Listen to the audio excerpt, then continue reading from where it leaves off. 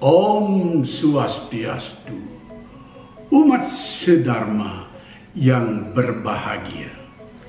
Sekarang saya akan membahas salah satu sloka yang menyangkut masalah guru. Bagaimana kita berbakti dan menimba ilmu kepada seorang guru. Sloka ini terhimpun di dalam percakapan 4 Kitab Bhagavad Gita, yakni sloka 34. Baiklah, pembacaan sloka ini akan dilakukan oleh cucu saya, Nyoman Natali Rizka Mahadevi. Om Swastiastu. Tatwidi pranipatena paritasena sewaya upadekasyati tijranam jnani nastatwa darsina. Saya akan bacakan terjemahan dari Bapak Nyoman S. Pendit. Begini bunyinya: belajarlah dengan sujud disiplin, dengan bertanya dan bekerja berbakti. Guru budiman yang melihat kebenaran akan mengajarkan padamu ilmu budi pekerti. Umat sedharma yang dikasihi Tuhan, sloka Bhagavad Gita ini tentu saja sama di semua kitab-kitab yang ada, karena slokanya berbahasa Sanskerta. Tidak mungkin ada perbedaan. Kalau ada sloka yang berbeda, pasti ada yang tidak asli. Nah, yang sering ada perbedaan biasanya adalah terjemahannya. Tapi bedanya tidak banyak, karena ada yang menggunakan bahasa yang sederhana dan mudah dipahami. Tapi ada yang masih menggunakan bahasa dengan konsisten pada terjemahan kata per kata. Yang berbeda besar adalah penafsirannya, dan ini yang menyebabkan ada BG yang tebal sekali, ada BG yang secukupnya saja. Ada BG untuk pelajaran di sebuah perguruan, sehingga bisa penjelasannya melebar kemana-mana. Ada BG untuk orang yang cuma berniat tahu apa pesan moral dari kitab suci ini.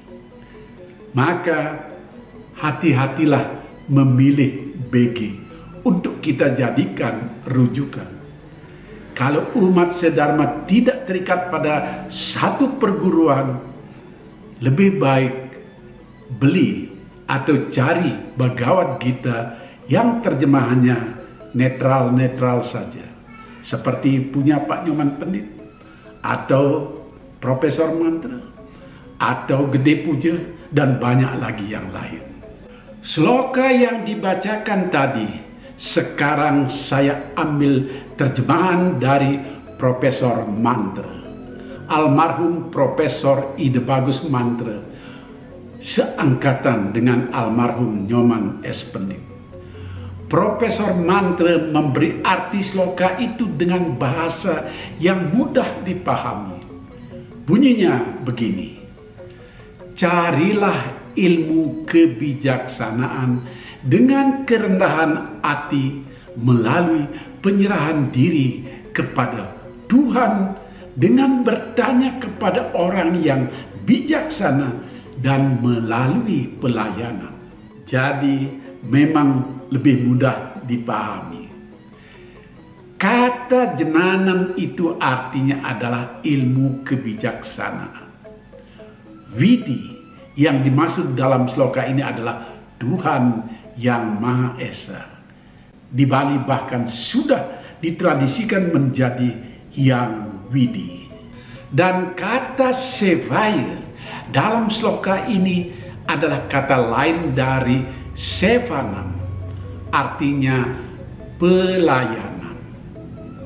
Lalu apa yang mau diterangkan oleh sloka ini? Ada 3 cara belajar untuk mencapai kebenaran abadi yang tidak bisa dipisahkan satu dengan lainnya. Ketiganya itu adalah pranipetana, pariprasnena, dan sevaya. Ingat, bunyi sloka tadi adalah tat widi pranipatena pariprasena sepaya. Mari kita bahas lebih lanjut. Pranipatena adalah sikap hormat, sujud, dan disiplin kepada guru yang memberikan pendidikan. Jika itu dikaitkan dengan widi pranipatena, adalah menimba ilmu dengan kerendahan hati melalui penyerahan diri dengan bakti kepada Tuhan Yang Maha Esa. Penyerahan diri itu tidaklah berarti dia menyerah dengan pasrah, tidak berbuat apa-apa. Tetapi bisa dilakukan dengan bekerja di jalan kebenaran atau di jalan dharma. Ilmu pengetahuan yang dicari dengan kesucian dan kerendahan hati, apalagi ditambah dengan penyerahan diri kepada Tuhan, akan membuat kita semakin bijak. Dalam tradisi Hindu yang sampai sekarang taat dilakukan di Bali, sebelum seseorang mempelajari pengetahuan kepada guru, apakah itu guru di sekolah atau aguron-aguron ke guru nabi, dilakukan upacara penyucian diri dengan cara yang disebut mewinten. Tergantung tingkatannya pada perguruan itu.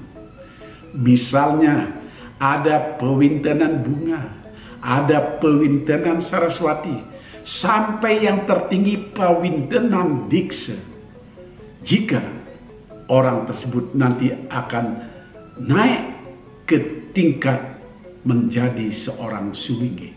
Pariprasnena adalah tingkat lebih lanjut dari pranipatena.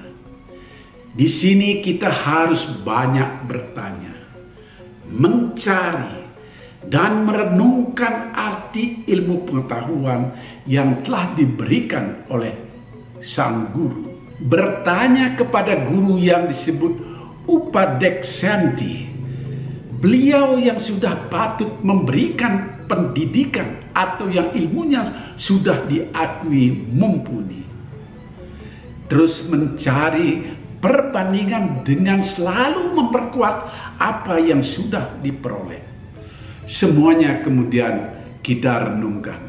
Ilmu mana yang harus diterapkan dalam situasi tertentu dan mana yang tidak cocok dengan zamannya. Perenungan ini dimaksudkan agar ilmu itu diolah untuk kebaikan dan kebenaran semata-mata. Misalnya kita punya ilmu untuk merakit bom atau membuat nuklir. Janganlah ilmu itu dipakai untuk membunuh sesama manusia. Bom diledakkan di masjid atau di gereja atau di pura membuat korban berjatuhan. Begitu pula nuklir dipakai dalam peperangan, membunuh musuh-musuh, yang jadi korban adalah rakyat yang tidak berdosa. Pakailah nuklir untuk kesejahteraan, misalnya sebagai pembangkit listrik, dan banyak contoh lain yang bisa memakai bahan ledak nuklir. Yang ketiga adalah sevaya, berbakti dan melayani dengan tulus ikhlas, baik kepada guru yang telah secara langsung memberikan pendidikan, maupun kepada guru alam semesta termasuk masyarakat luas. Melayani masyarakat juga termasuk menimba ilmu Karena tidak jarang dari interaksi itu akan ditemui berbagai hal yang bisa dijadikan pelajaran. Orang sering berkata, pengalaman adalah guru yang terbaik. Tentu termasuk pengalaman dalam memberikan pelayanan kepada masyarakat. Ketiga cara berguru untuk mempelajari kebenaran, mencari dharma, sudah diajarkan dalam wejangan Bhagavad Gita yang agung itu lewat sloka yang dibacakan tadi. Oleh para leluhur kita di masa lalu, dilahirkan istilah yang lebih sederhana agar memudahkan pemahaman umat pada zamannya. Maka dibuatlah istilah Triguru. Guru swadaya, yaitu berguru kepada Tuhan sebagai guru sejati. Guru pengajian, yaitu berguru kepada guru di sekolah atau guron kenapi. Dan guru wisesa, yaitu berguru ke masyarakat. Belakangan semakin disempurnakan.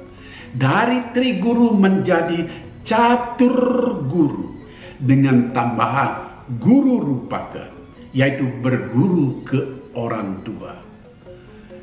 Kedua orang tua kita, ibu dan bapak, adalah guru yang tak pernah disadari keberadaannya karena berbaur dengan tugas rutin keseharian, yaitu membesarkan anaknya.